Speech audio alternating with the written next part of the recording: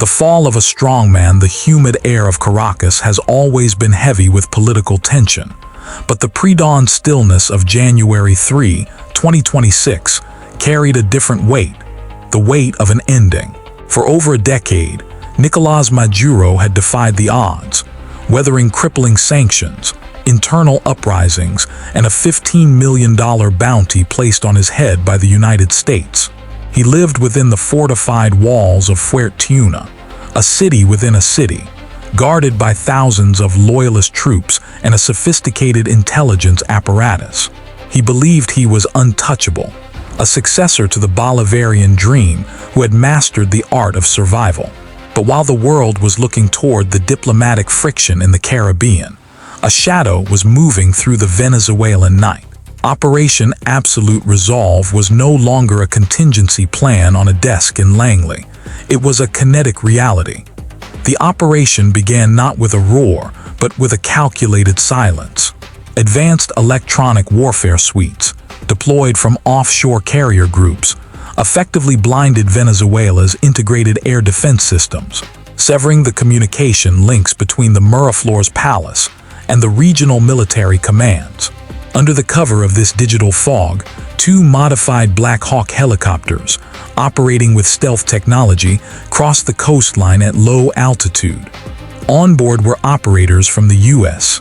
Army's Delta Force, the Tier 1 elite tasked with the unthinkable, the extraction of a sitting head of state. This was a gamble of historic proportions, a mission that blurred the lines between law enforcement and an act of war, justified by the Southern District of New York's unsealed indictments, labeling the Maduro administration as a narco-terrorist enterprise. As the helicopters touched down within the perimeter of the presidential compound, the silence evaporated.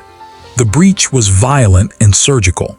Flashbangs and suppressed gunfire echoed through the corridors as the assault team moved with practiced lethality toward the private quarters. Within 7 minutes of boots hitting the ground, the target was secured. Nicolás Maduro, the man who had dominated the Venezuelan landscape since 2013, was zip-tied and masked. There was no grandstand, no final speech to the masses. There was only the cold efficiency of a military extraction. By the time the first loyalist reinforcements reached the compound, the helicopters were already banking north over the Caribbean Sea, disappearing into the morning mist. The sun rose over a nation in shock. For hours, the Venezuelan state media remained eerily silent, playing old revolutionary songs as the government scrambled to understand the disappearance of its leader. It wasn't until the United States Department of Justice released a single, high-resolution photograph that the world understood the magnitude of what had occurred. The image showed Maduro, disheveled and seated in the hold of a military transport aircraft, flanked by federal agents. The caption was simple: "In custody." In Miami's Doral neighborhood, the streets erupted in spontaneous celebration, while in the barrios of Caracas, a terrifying uncertainty took hold. The giant had fallen, but the vacuum he left behind threatened to pull the entire region into chaos.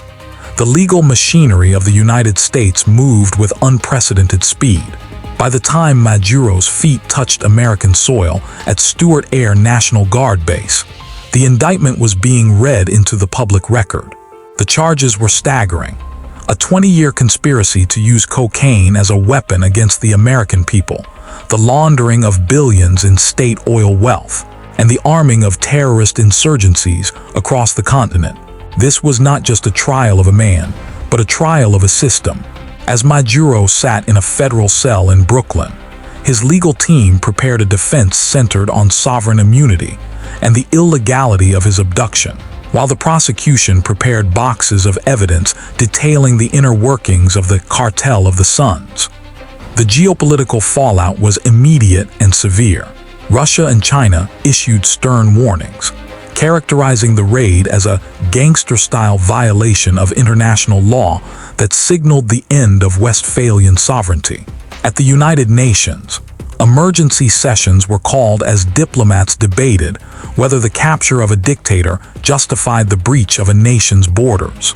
Meanwhile, in Caracas, Delcy Rodriguez attempted to project strength, declaring a state of siege and vowing that the revolution would continue with or without its leader. Yet the images of Maduro in a Manhattan courtroom, stripped of his presidential sash and wearing the orange jumpsuit of a common defendant, sent a message that no rhetoric could erase. As we look at the empty chairs in the Miraflores Palace and the crowded galleries of the New York courthouse, we are forced to ask, what comes next? For the people of Venezuela, the capture of Nicolás Maduro is not the end of their struggle, but the beginning of a complex and perhaps painful transition.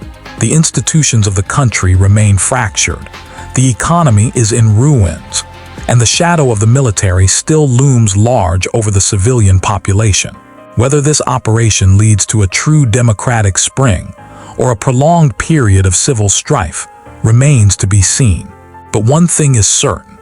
The era of the Bolivarian strongman ended on a Saturday morning in January, not with a vote, but with a raid that the world will be analyzing for decades to come.